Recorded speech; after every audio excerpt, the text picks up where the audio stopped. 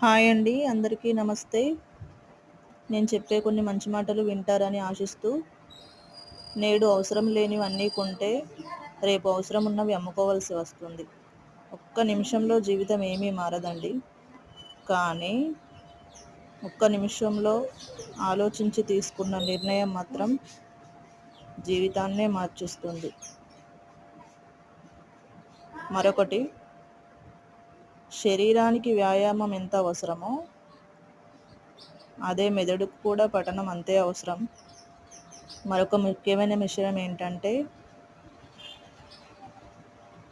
పేదవాడిగా కనబడుతూ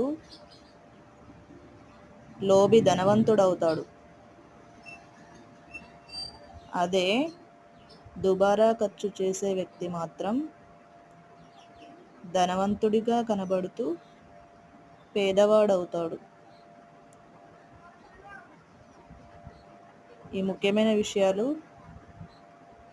గుర్తుంచుకోవాలి తప్పకుండా జీవితంలో.